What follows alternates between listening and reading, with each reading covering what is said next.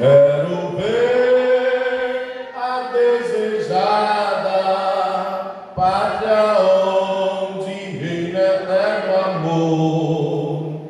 Quero ter feliz morada com Jesus, meu Salvador. Quero dar a Jesus Cristo sem reserva meu amor e também dizer para sempre entre o coro angelical: quero ser um mensageiro conduzindo o pecador para a cruz de Jesus Cristo, para a pátria celestial.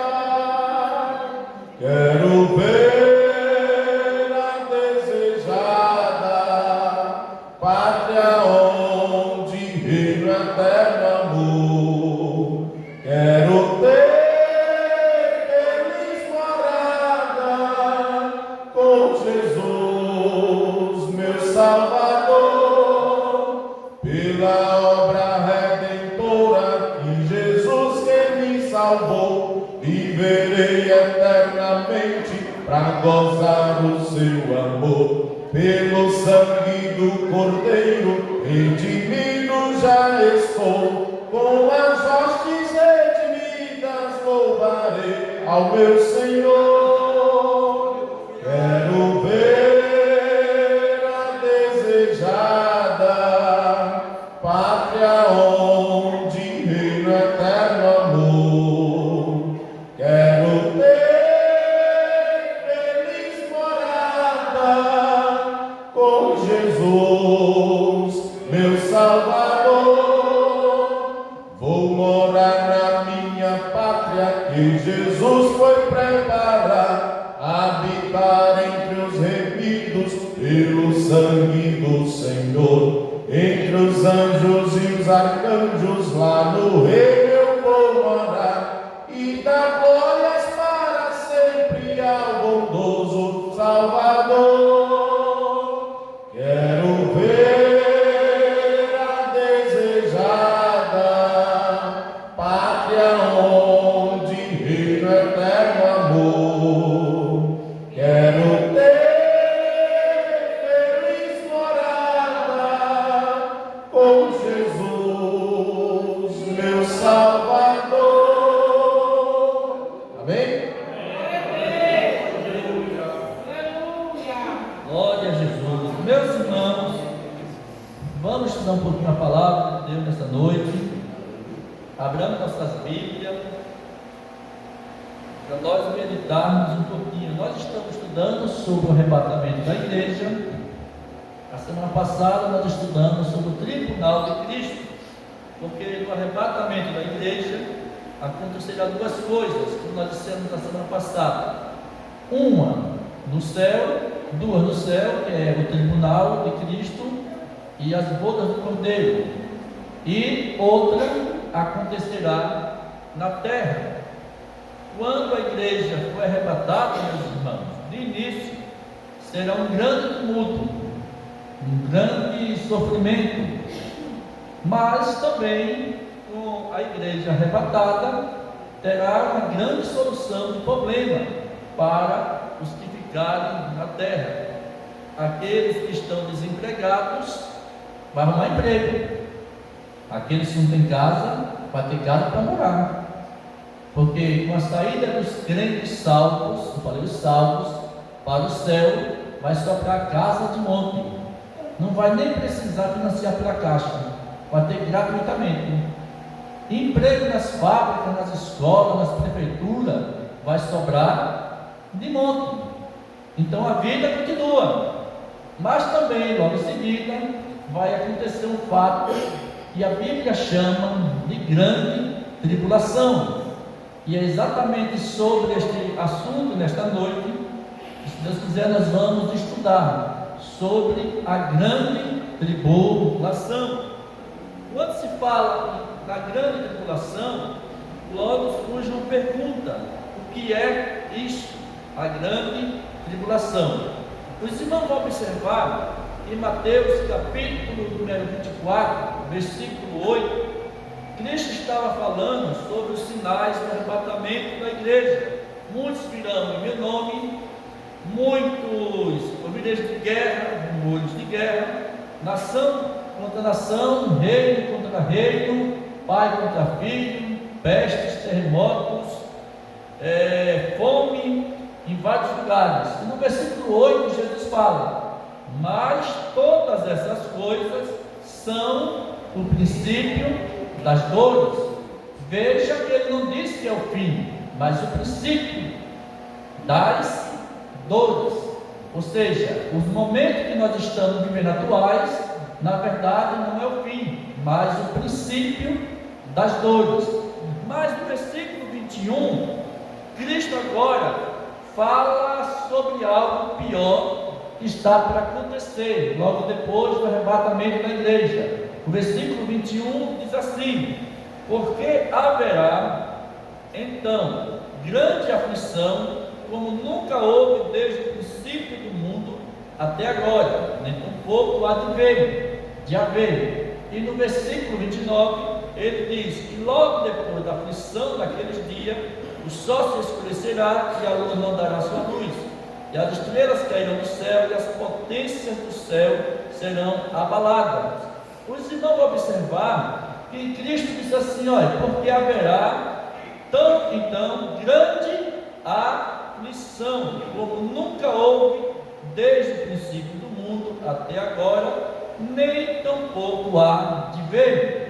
Veja, meus irmãos, que ele disse que haverá uma grande aflição, como nunca houve até agora. Quando eu medito nisso, eu fico pensando que um dia, há uns 4.000 anos atrás, na época de Noé, Deus mandou um dilúvio e destruiu todos os moradores da terra, com exceção de Noé e sua família.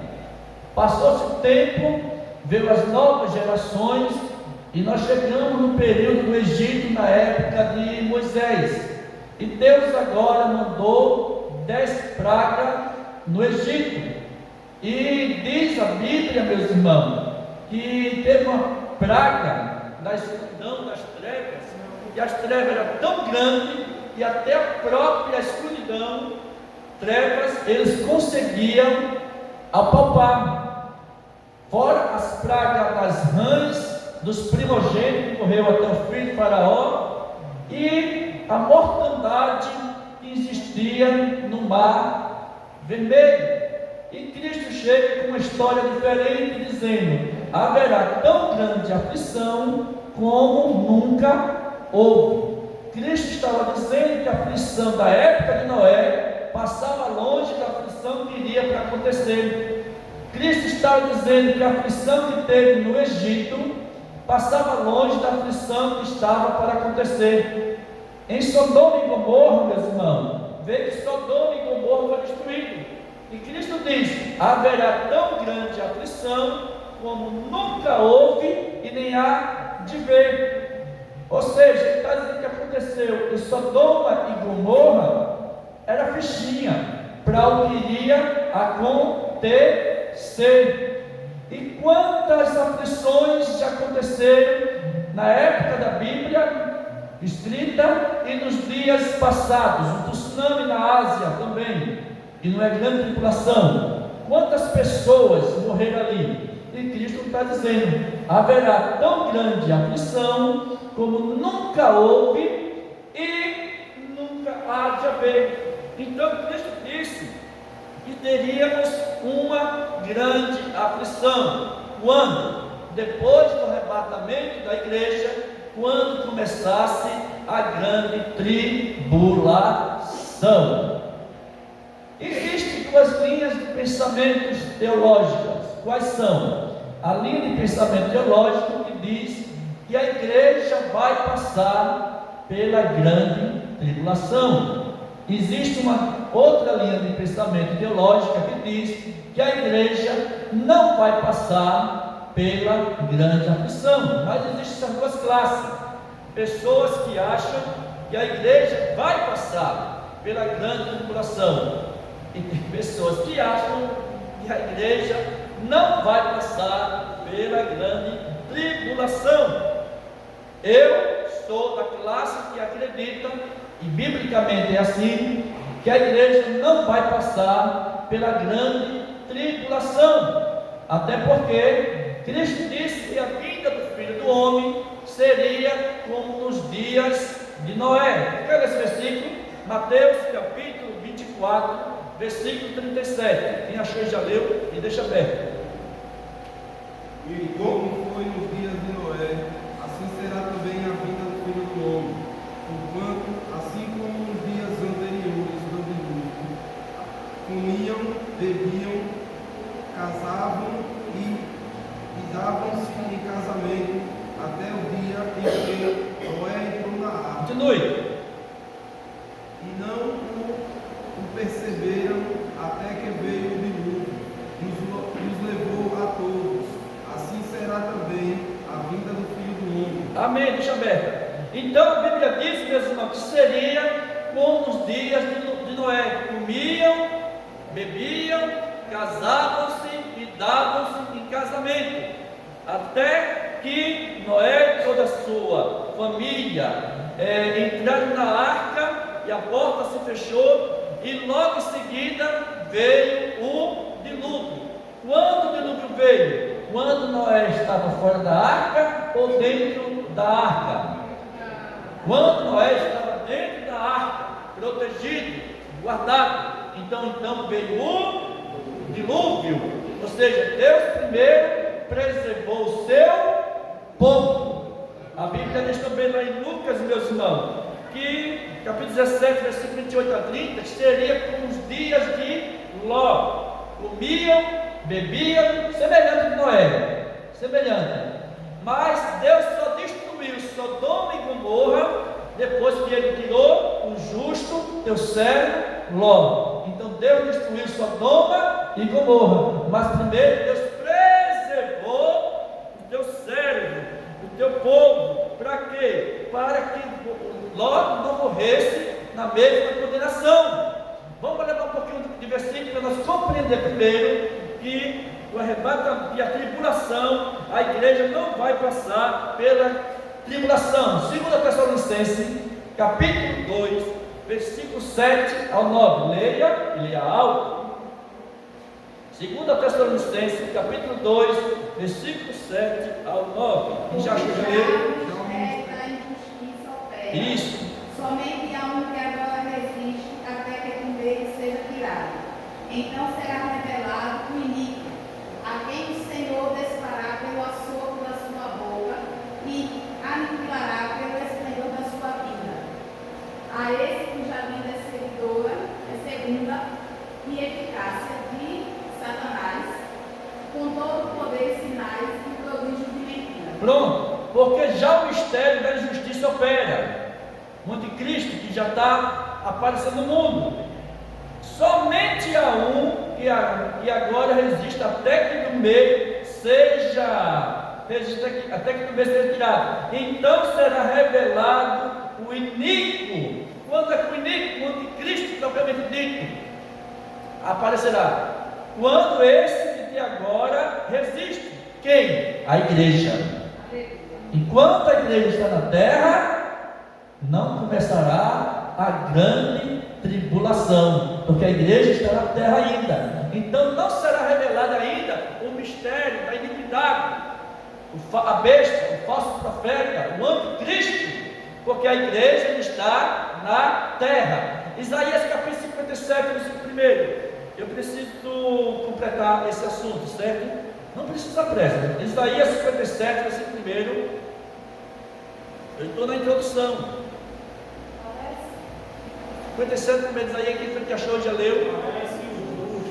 Certo. Não há quem considere isso em seu coração. Tem que pelear. E os homens compassivos são retirados sem que alguém considere, e o justo é levado antes do mal. Diga assim: o justo é levado antes do mal. Antes da grande tribulação, o justo será retirado da terra. Quem pode dar glória a Jesus? Glória! Isso que é 3:10, para nós finalizar essa parte.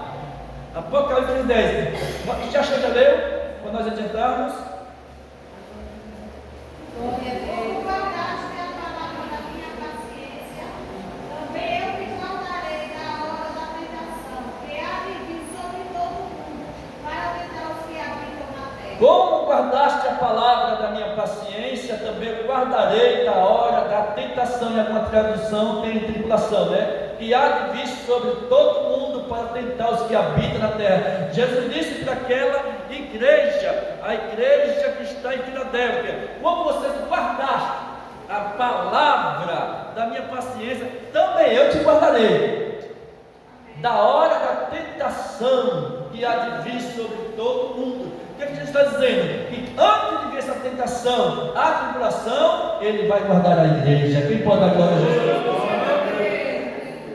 Então, meus irmãos, a igreja será retirada da terra antes da grande tribulação. Isso é o motivo para você dar glória a Jesus. Eu ainda estou nas preliminares. Existe uma pergunta que muita gente pergunta assim: quanto tempo durará a grande tribulação, ou a tribulação, se você preferir? 7 anos. Teologicamente, que todos os teólogos entendem que durará o período da grande tribulação. Vamos provar mais essa parte aí, para depois nós continuar, certo? Apocalipse capítulo número 11, versículo de número 3. E trarei com as minhas 2 testemunhas, e profetizarão por 1270 dias, vestidas de saco. Profetizarão por 1260 dias, vestidos de saco. 3 anos e meio. 3 anos e meio. 1260 dias, vestida de saco. Vira a página, Apocalipse 13:5. E foi-lhe dada uma boca para proferir grandes coisas e blasfêmias, e deu-se-lhe poder para continuar por 42 meses. Diga assim: continuar. Depois, veja que depois dos 3 anos e meio não parou, mas continuou. Por quanto mais? 42 meses, ou seja, mais 3 anos e meio, juntando dá 7 anos. Então, biblicamente, meus irmãos, a grande tribulação, ela vai durar 7 anos, dividido em 3 anos e meio de uma falsa paz e depois de uma grande tribulação. No outro capítulo nós vamos estudar por que uma falsa paz e por que uma grande tribulação. Mas voltando, o que é a grande tribulação? O que é a grande tribulação? A grande tribulação, meus irmãos, ela vou repetir, a grande tribulação é a manifestação da ira de Deus. Vocês querem falar comigo? Diga assim: a manifestação da ira de Deus.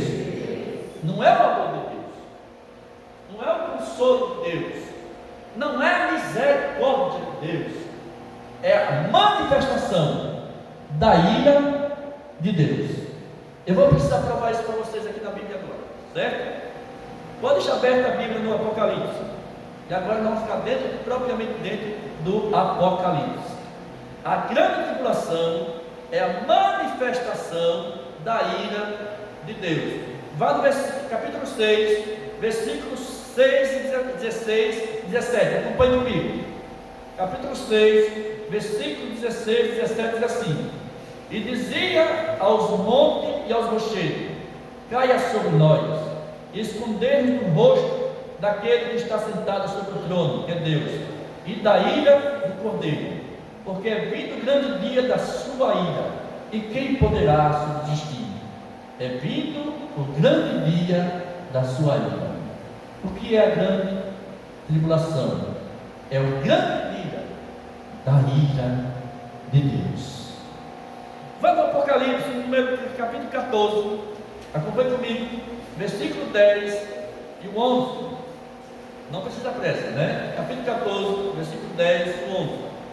Diz assim: também tal beberá do vinho da ira de Deus, que se deitou, não misturado no cálice da sua ira, e será atormentado com fogo e enxofre diante dos santos anjos e diante do Cordeiro.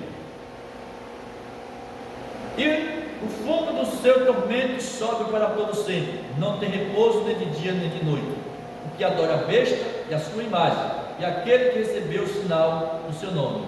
Versículo 10 diz: o vinho beberá do vinho da ira de Deus. A ira de Deus. Vá no Apocalipse, meus irmãos, acompanhe comigo, capítulo 15, versículo número 1. Diz assim: e vi outro grande e admirável sinal no céu, 7 anjos que tinham 7 últimas pragas, porque nelas é consumada a ira de Deus. A ira de Deus. Vá no Apocalipse capítulo 19, versículo 15, acompanhe comigo.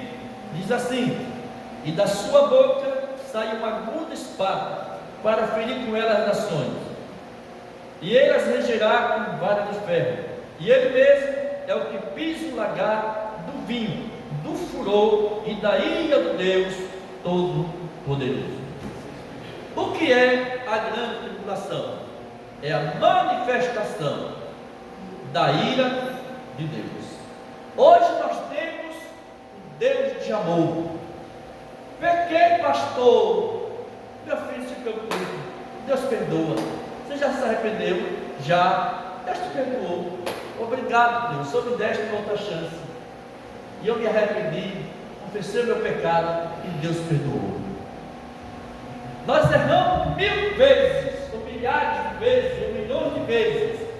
E 1000 vezes, milhares de vezes, ou milhões de vezes, Deus nos perdoa. Nós podemos falar mal um do outro o tempo todo, brigarmos, e de repente nós reconhecemos, nós se reconciliamos com o outro, e se abraça, e se alegra, e Deus fala: meus servos se arrependeram, e Deus perdoa. E Deus é tão bom, meus irmãos, que quando Ele manda chuva, Ele manda para o rico e manda para o pobre, manda para o santo e manda para o ladrão, manda para o honesto e manda para o corrupto. Deus abençoa os que estão livres e os que estão presos, porque Deus é amor. Deus é amor. Mas um dia, glória, a coisa vai mudar. Um dia muitos meus irmãos que andam no pecado escondido, fazendo coisas erradas, coisas que não estão segundo a vontade de Deus, pessoas que roubam, que maltrata, que assassina, que adultera, que fala mal, que anda de forma errante, meus irmãos, vai dizer assim: Senhor, abre-nos a porta, mas a porta está fechada. Então agora eles vão provar o cálice da ira de Deus. E o escritor hebreu disse assim: horrenda coisa é cair na mão do Deus vivo. Agora, todos que erram, que pecam, que fazem coisa errada, têm perdão. Mas um dia, meus irmãos, acabou-se o perdão de Deus. Mas Deus, o Senhor sempre me perdoou, sempre no passado, porque as portas estavam abertas, mas agora as portas fechou, e agora vocês vão sofrer o cálice da ira do Deus Todo-Poderoso. Irmãos, se a igreja de Cristo compreendesse que a grande tribulação, a igreja de Cristo andava mais em santidade, a igreja de Cristo andava mais em novidade de vida, a igreja de Cristo andava mais zelosa para as coisas espirituais. Mas, infelizmente, muitas pessoas só querem pregar que Deus está contigo e que Deus está comigo. Muitos só estão pregando, meus irmãos, a prosperidade financeira, dinheiro. Igrejas que estão vivendo, meus irmãos,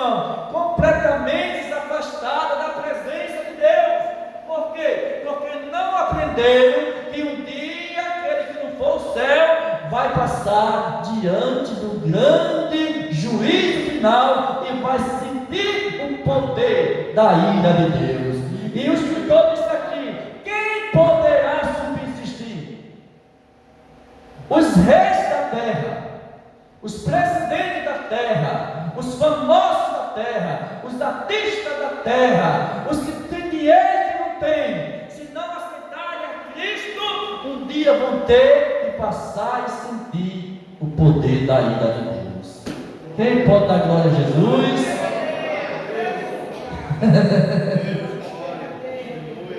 Oh, glória! Um dia, meus irmãos, depois do arrebatamento da igreja, vai acontecer algo extraordinário. Capítulo 5 do Apocalipse, deixa aberto. Um dia, João, ele foi levado em espírito ao céu e ele viu um livro chamado livro selado. E João chorava tanto, porque ele queria saber o que tinha dentro daquele livro, que era escrito por dentro e por fora. E ninguém podia abrir aquele livro, nem desatar os seus selos. E João ficou triste, mas a Bíblia gritou, bradou: eis aí o leão da tribo de Judá, que venceu, e é digno de abrir o livro e desatar os seus 7 selos. Quando a gente fala isso, a igreja diz o quê? Glória! Porque Jesus é digno de abrir o livro e desatar os seus 7 selos. O que são os selos? Uma boa pergunta. O que são os selos? É uma boa pergunta. O que são os selos? Oi? Uma marca registrada, né? A Bíblia, meus irmãos, fala sobre selos, trombetas e taças. Vamos repetir para decorar? Selos, trombetas e taças. Esses selos, trombetas e taças, propriamente dito é o sofrimento da grande tribulação.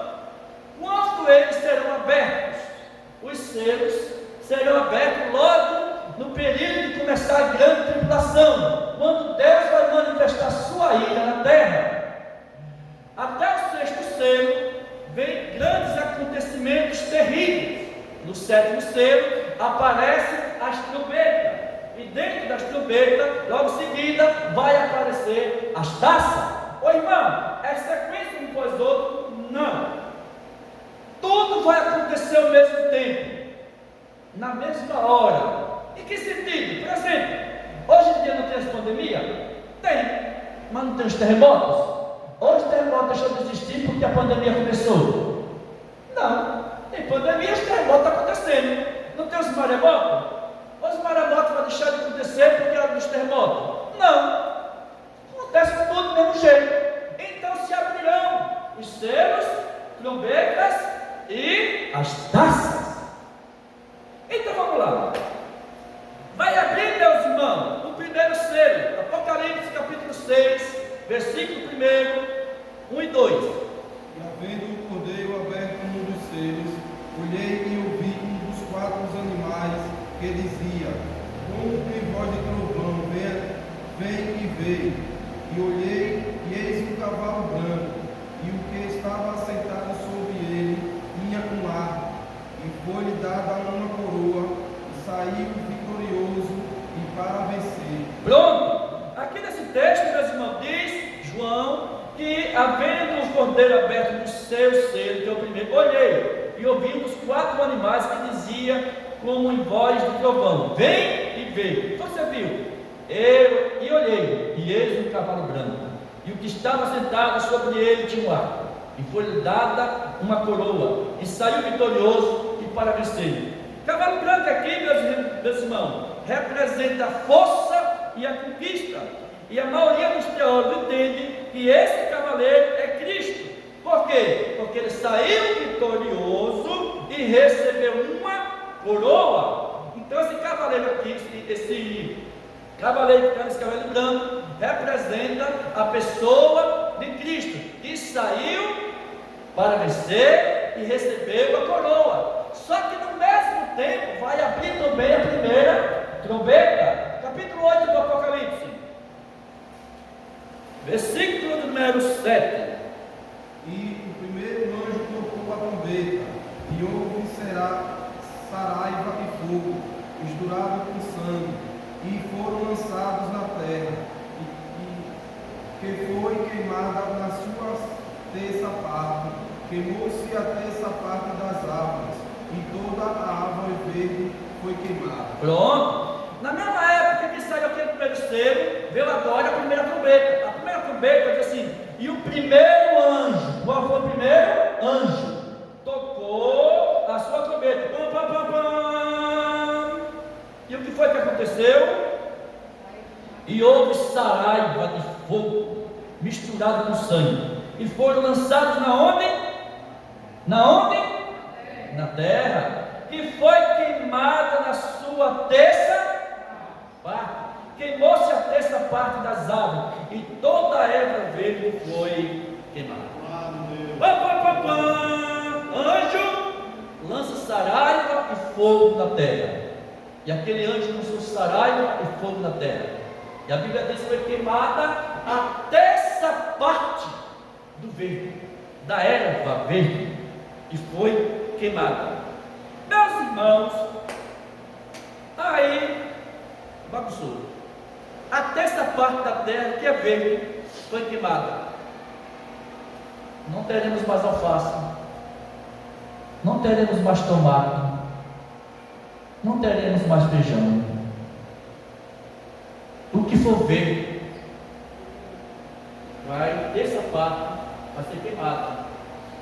Com isso acontecerá a fome dos animais que morrerão, porque não tem mais capim para ele comer. Você se lembra da época de Eliseu? Que até Estevão vendia por um valor altíssimo, as mulheres matavam os seus filhos para comer, porque estava uma grande crise seca. Deus disse: um anjo vai tocar trombeta e vai queimar a terça parte da terra. Animais não comerão mais, porque acabou subindo a terça parte, foi acabada. O que vai acontecer? Morrerão de fome. Vai começar a crise de fome e crise financeira. Irmãos, mamãe, eu estou precisando de mamar. Mamãe, dá leitinho? Eu estou com fome. Coração de mãe, de pai, é a coisa mais quebrantada do mundo. Você aguenta ver seu filho com fome? Sua filha com fome? Vai surgir uma regra, nos próximos capítulos eu vou mostrar para os irmãos, que só vai poder comprar, vender, quem tem o número da besta, com o número 666. Aí, a pessoa que ficar, vai dizer assim: mamãe, estou com fome, mamãe. Meu filho, não tem o que comer. O verde foi queimado. A carne, meio quilo de carne, meu filho, está R$1.000 nos dias atuais. Por quê? Porque não tem carne. Os animais estão morrendo. Aí, meus irmãos, só come, só bebe, só vende quem tem o número da. E por que só come, só bebe, só vende quem tem o número da besta? Porque a crise vai ser tão grande, que só quem tiver um código poderia comprar. E o crente ficou? E o crente ficou? Vai cuidar do seu filho com fome? E o que vai fazer? A regra aqui é crente, olha. Para comprar tem que ter um número. A senha 666. Eu não posso ser crente. Tu é crente? Como você está aqui? Tu é crente? E o filho já foi para o céu? Como é que você está aqui? Mas minha filha está passando fome. Irmãos, volta no dia atual, no fim do cão, que é quando a igreja, por uma cesta básica, imagina a grande tribulação que não tem nada. E agora, crente? Diga assim: essa época é ruim. É ruim? Vamos ver o que vai acontecer. Eu vou voltar para aqui de novo. No mesma época que abre a trombeta, vai abrir a primeira taça. Apocalipse capítulo 16, 2. Eu vou ler para vocês, para não ganhar tempo. Me acompanhe. 16, 2. E foi o primeiro, e derramou a sua salva, ou taça, se você preferir, sobre a terra, e fez uma chaga mais maligna, que os homens que tinham o sinal da besta e que adoravam a sua imagem. Deus mandou o anjo derramar a sua taça, a sua salva, e aquela salva, taça que foi derramada, meus irmãos, diz a Bíblia, que fez uma chaga má e maligna dos homens que tinham o sinal da besta e que adoravam a sua imagem. Agora aqueles que adoravam a besta, ou tinham o sinal da besta, Deus falou, vou castigar. Como? Vai lá, anjo, derrama uma taça. Por quê? Porque eles estão com o sinal da besta. Crie nele uma chaga má e maligna. Vocês vão estar lembrando da Covid? Todo mundo preso. Aí o que ficava a dizer, se eu não tenho sinal, eu não compro, não vendo, não compro. Se eu compro, Deus agora manda uma praga contra mim. E agora? E agora? E agora? Como é que faz esse negócio? Irmãos, eu estou no primeiro selo, estou na primeira trombeta e eu estou na primeira taça. E agora, crente? Não é melhor se preparar agora? Não é melhor buscar agora? Não é melhor ser crente agora? Não é melhor orar agora? Não é melhor consagrar agora? Não é melhor adorar agora?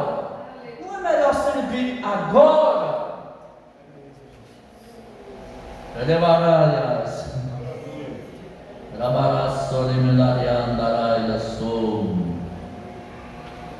tempos virão que muitos não suportarão. Esta é a hora, meu crente. Muitos jovens estão desapercebidos dentro das igrejas e adolescentes, porque não sabem o que vai acontecer na grande tribulação.